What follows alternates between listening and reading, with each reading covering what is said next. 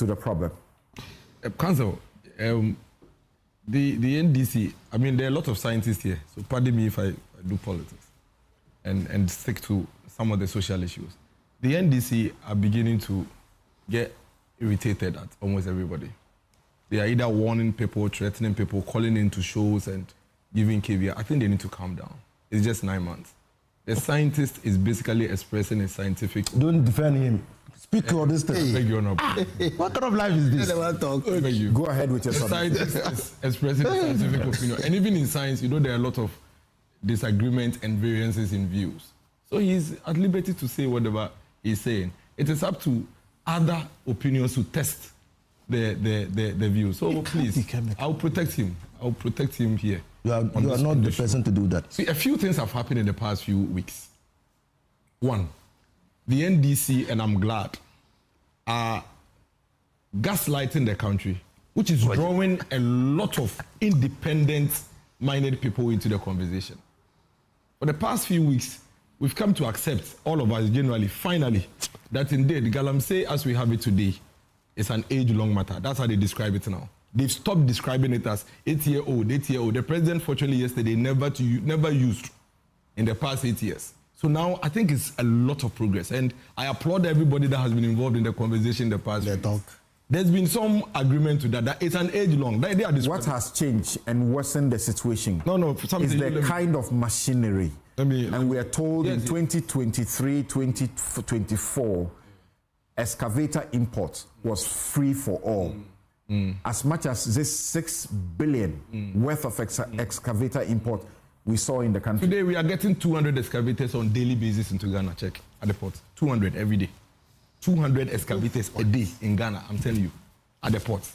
The last time, the port got so congested that they had to decongest it and move excavators at night. But please don't digress. When I finish there, you can ask me the questions. That is the first way. Number two, I think the past week, we've also all come to agree that Galamsey, as we have it, was not going to end simply because Nana Akufo-Addo and NPP out of office. That impression was created for a very long time, that Akufo-Addo himself was mining behind his house in Achim, and immediately you vote him out of office. You have cabinet ministers who actually said it. You vote him out of office, Galamsey will end.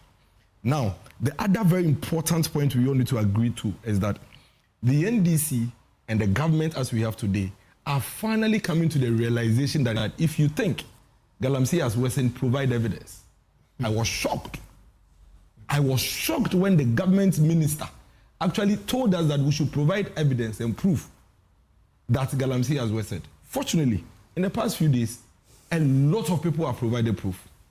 And I think finally, that has culminated into the president now saying, shall we meet and have a conversation? My worry with the NDC and how they are treating Galamsey is... It's your preliminary comment. Oh, so I gave each one of you 2 minutes. So my time is up? You've done 4 minutes. So I'll come back? Yes. But I can finish? Finish up. Great.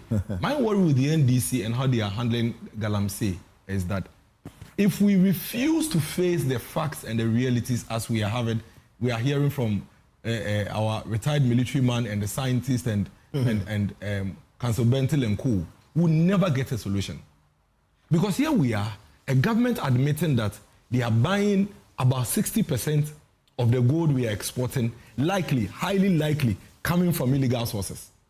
And the president says that, well, this money could have gone to private pockets. It is our own environment they are destroying. And so if we are going to get it, then so be it. For him, that is the first approach. And he said it on TV.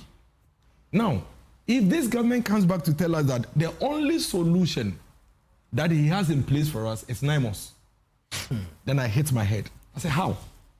Something. Since 2010, when we saw Galamsey in this manner, when Professor Mills spoke to now, the number one weapon we have utilized in the fight against Galamsey has been the military. That is what it has been. Nothing more, nothing less. And you had this president and this government saying so much when they were in opposition. In fact, the president is on TV having said that it is not wise to use soldier and military after Galamsey. He said it. He said it wasn't wise. And so it's a big betrayal of the country when you are eventually given power.